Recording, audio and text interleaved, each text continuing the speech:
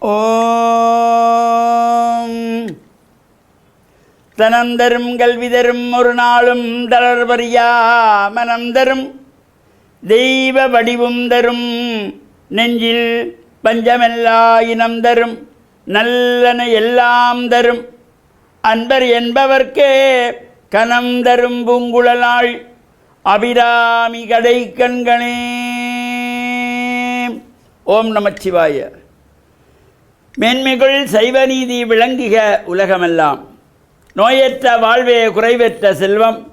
அந்த நோய் நொடி இல்லாத வாழ்வு இந்த உலக மக்கள் எல்லோரும் வாழ வேண்டும் என்று கலியுகத்தின் காந்தமல ஜோதியாகிய சபரிமலை சுவாமி ஐயப்பனுடைய திருவடிகளை சிறந்தாழ்த்தி தேன் தமிழொலி ஓம் தொலைக்காட்சி நேயர்கள் அனைவருக்கும் சர்வதேச இந்து மத குருபீடம் அகில இலங்கை சபரிமலை ஸ்ரீ சாஸ்தாபீடத்தின் சார்பில் இனிய வணக்கங்களும் நல்லாசிகளும். இன்றும் மங்களகரமான விஸ்வாவசு வருஷம் ஆவணி மாதம் 12ஆம் நாள் 28/8/2025 வியாழக்கிழமை. இன்று மலர்ந்திருக்கின்ற இன்றைய பொழுதும் நம் எல்லோருடைய வாழ்விலும் எல்லா விதமான சிறப்புகளும் வெற்றிகளும் செல்வங்களும் கிடைக்க வேண்டும் என்று இஷ்ட தெய்வங்கள் குலதெய்வங்களை வழிபாடு செய்து பெற்றோர்கள் பெரியோர்கள் குருவானவர்கள் ஆசிரியர்களையும் வணங்கி அவருடைய அன்பையும் ஆசியையும் பெறுகின்ற பொழுது எந்த நாளுமே நமக்கு நல்ல நாளாக அமையக்கூடியது. இன்று குரு வாரம் என்று போற்றுகின்ற வியாழக்கிழமை. இப்போ பொதுவாக இந்த ஜாதக ரீதியாக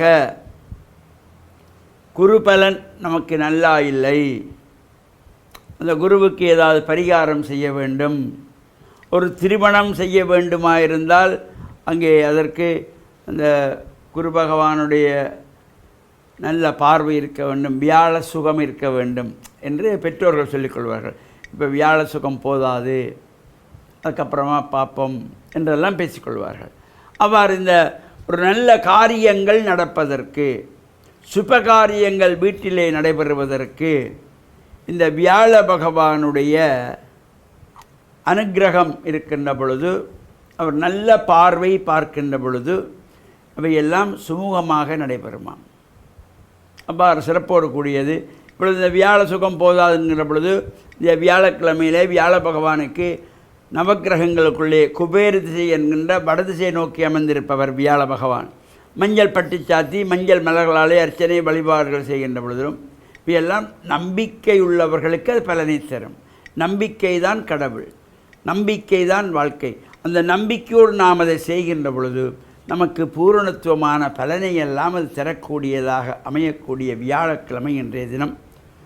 அவ்வாறு நமக்கு நவக்கிரக வழிபாடுகள் செய்து கொண்டு தட்சிணாமூர்த்தியையும் வழிபாடு செய்யலாம். சிவன் ஆலயங்களில் தெற்கு நோக்கி அமர்ந்திருப்பார் தட்சிணாமூர்த்தி, குருமூர்த்தமாக அமர்ந்திருக்கின்றவர். அவருக்கும் இந்த வியாழக்கிழமையிலே தட்சிணாமூர்த்தியை நாம் வழிபாடு செய்கின்ற ஒரு சிறப்பை தரக்கூடியது. இப்போ நாளைய தினம்